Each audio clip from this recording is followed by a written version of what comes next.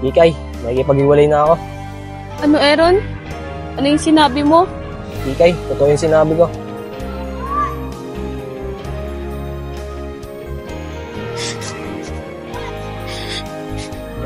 Aaron? Totoo ba yung sinabi mo? O pinagtitripan mo lang ako? Aaron! Sumagot ka naman, oh. Oo, Kikay, totoo yung sinabi ko. Sana mapatawad mo ako. Bakit?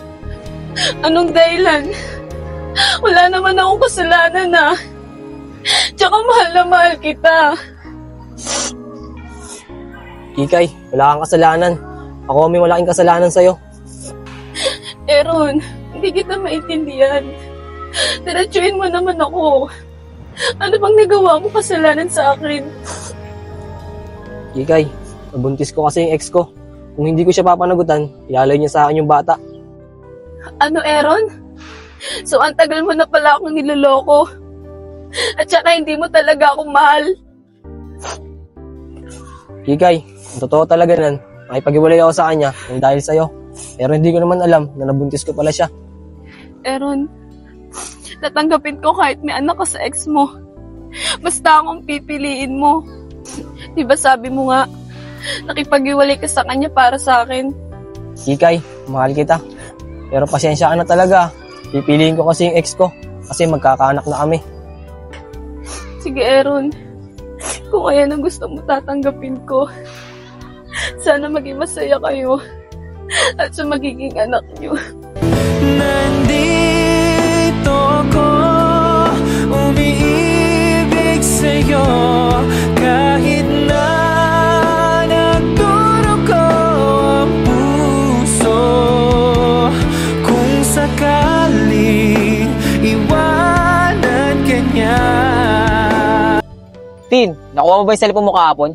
Oo, Nel. Nakuha ko. Buti nga, nandun yung kwardi. Sinamahan niya ako dun sa loob ng room natin. Buti naman bukas pa. Dahil kung sarado na yon, baka nakuha na yun na ibang kaklase natin. Kaya nga buti na lang talaga.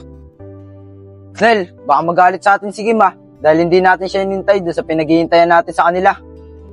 Kaya nga tayo dumiretso na dito Kasi nagsabi na sa akin si Kim na hindi siya papasok. Oh, di ba lumapasok si Kim sino kasabay ni Kikay sa pagpasok? Malamang kasabay niya na yun si Aaron. Nel, malabo na magsabay si Kikay pati si Aaron sa pagpasok. Oh, ba't mo naman nasabi yan, Tin? Hiwalay na kasi yung dalawa. Malabo yung sinasabi mo, Justin. Sus, Justin, palakas na ka pa. Malabo maghiwalay yung dalawa. Alam naman natin na mahal nila isa't isa. Mga tol, totoo yung sinasabi ko. Di ba kagahapon, bumalik ako ng school dahil kinuha ko yung cellphone ko. Tapos yung pauwi na ako, nakita ko si Kikay, umiiyak. Kikay! Justin!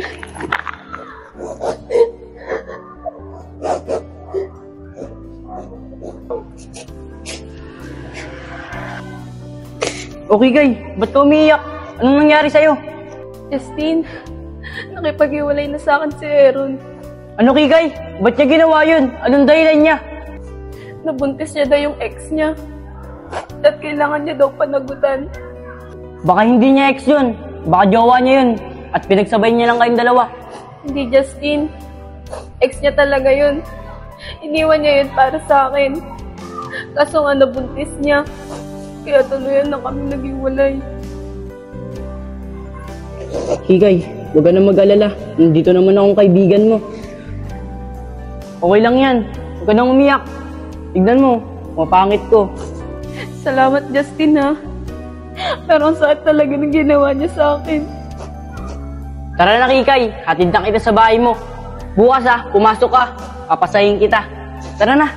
Salamat, Justin, ha. Sabi na nga ba tama yung hinala namin ni Negro. Najowa niya yung babae. Oo nga, di tayo nagkamali ng hinala. Mga tol, mali kayo nang iniisip. Ex na talaga ni Aaron yun. Kaso, nabuntis niya, kaya binalikan niya. Hindi, Justin, malaki na pala chance mo na maging kayo ni Kikay. Kasi single na siya. Nel, di ganun kadali yun. Dahil si Kikay, sobrang nasaktan. Kaya mahirapan siya makamove on dahil kay Aaron. Subagay, Tin. Kasi kitang-kita naman natin yung pagmamahal ni Kikay kay Aaron. Pero Tin, ikaw ba magiging susi para sumaya ulit si Kikay? Tsaka para mabilis niya makalimutan si Aaron. Ong, ano ba yung sinasabi mo? Di kita maintindihan. Diretsuhin mo nga ako. Tin, Napapansin kasi namin ni Junel na masaya si Kikay pag kasama niya tayo. Lalo na kung ikaw nagpapasaya sa kanya.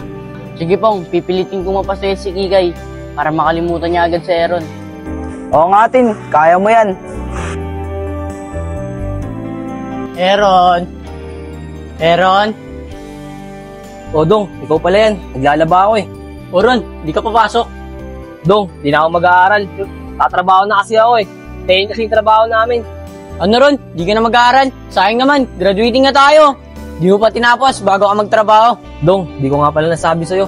Nabuntis ko nga pala si Iya. Kaya kailangan ko magtrabaho. Oh, paano nangyari yun? Eh di ba jowa mo si Kikay? Yun na nga eh. Bago kasi kami mag-awalay ni Iya, yun nangyari sa amin. Eh hindi ko naman alam na nabuntis ko pala siya. O paano yun Ron? Alam na ba ni Kikay na nabuntis mo si Iya? O Dong, nasabi ko na sa kanya kahapon at nakipag-awalay na rin ako sa kanya. Eh paano yan? Eh di sobrang nasaktan si Kikay sa nangyari. O Dong, mas pinili ko si Iya kasi magkakaanak na ako sa kanya. Sige, wala ka namang magagawa eh. Nandyan na yan eh. Papasok na ako. Sabihin ko na lang sa kanila na hindi ka na mag-aaral at magtatrabaho ka na. Sige Dong, ingat kayo dyan ha. Sana makapagtapos kayo at huwag kayong mag-aayos sa akin. Sige Ron, dito na ako. Sige Dong, tatapusin ko pa yung labahin ko eh. Kikay, ano nga palang pinag-usapan niyo ni Aaron kahapon? Kim, makipag-iwalay na sa akin si Aaron. Nabuntis siya daw kasi yung ex niya eh. Tsaka kung pipiliin niya ako, lalayo daw ng ex niya yung anak niya. Hindi na daw ipapakita sa kanya kahit kailan. Talaga ba, Kikay? Kung ganon, hindi pala tungkol sa pamilya ni Aaron yung problema niya, kundi dun sa ex niya. Oo, Kim. Ayun na nga yung problema niya. Ah, ganun ba, Kikay? Eh, di nung inamin sa'yo na Aaron yung totoo at nakipag-break siya sa'yo, umuwi ka mag-isa na umiiyak. Hindi, Kim. Nakita ko ni Justin kagabi. Napayakap nga ako sa kanya eh. Dahil sa sobrang sakit ng nararamdaman ko. Buti nga nandiyan si Justin eh. Siya pa nagatid sa akin pa uwi. Talaga ba, Kikay? Buti na lang pala talaga binili ka ni Justin yung cellphone niya sa room. Kasi kung hindi, baka umuwi kang mag-isa na umiiyak. Kaya nga, Kim eh. Pero ang galing, no? Sa tuwing nasasaktan ako, si Justin nandyan para sa akin. Kaya nga eh. Pero baka nagkakataon lang. Oh, teka. Si Badong yun, oh. Tara, sabay na tayo sa kanya. Badong! Badong, tara, sabay na tayo. Sige, tara.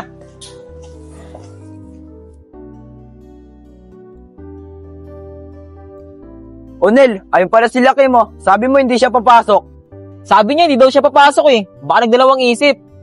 Mga tol, huwag kayo maingay ah. Kaya yung pumasok si Kim kasi silay lang sa akin. Negro, lakas tama mo eh, no? Pagdating nila Kim dito, sabihin namin yun. Uy mga tol, joke lang naman yun eh. Kim, di ba sabi mo sa akin, di ka papasok? Oo, Nel. Akala ko kasi uuwi ngayon si Owing eh. Pero sa Sabado pa daw, kaya pumasok na lang ako. Ah, ganun ba, Kim? Nga pala, Kikay, nabalitaan ko kahapon yung nangyari sa inyo ni Aaron na. Wala na daw kayo? Ah, oo. Nakipag-iwalay na siya sa akin. Siguro naman nakwento na sa inyo ni Justin yung dahilan. Oo, sinabi sa amin ni Justin kanina. Siguro Kikay, di talaga kayo para sa isa't isa ni Aaron. Siguro may ibang tao talaga para sa'yo. Pong, wala pa sa isip ko ang magmahal ulit. Tsaka 'di ba, sariwa pa sa akin ng lahat ng nangyari. Tsaka focus na lang muna siguro ako sa pag-aaral, lalo na sa sarili ko. Tsaka sa inyo, kasi mga kaibigan ko kayo. Tama yan, Kikay. Maging masaya ka muna para mabilis mo makalimutan si Aaron. Oo nga Kikay, andito naman ako, handang magpasaya sa'yo. Mayroon akong nais malaman.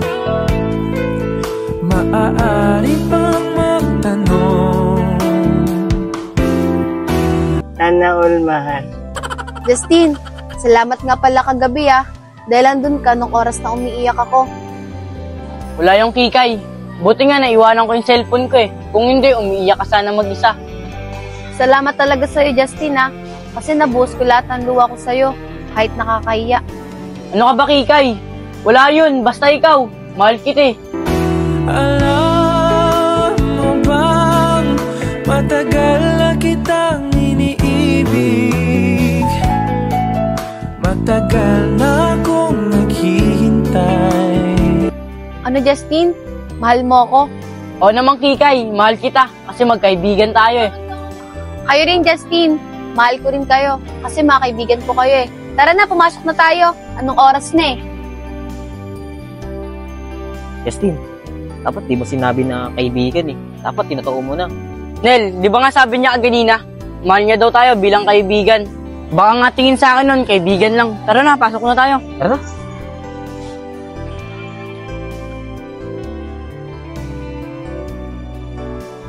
Grabe, ang dami nating ginawa ngayon. Ginabi na tuloy tayo ng uwi.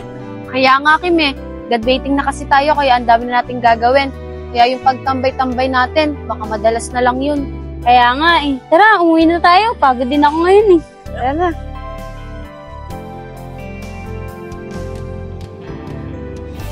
Iya, alis na nga pala ako bukas. Stayin kasi yung trabaho namin eh. Tsaka nga pala, ingatan mo yung sarili mo. Tsaka yung magiging anak natin.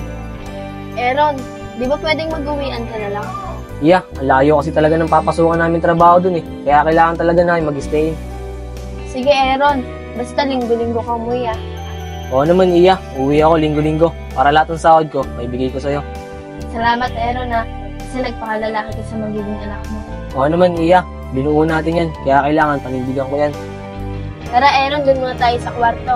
Para bago ka umalis, makasama muna kita. Tara.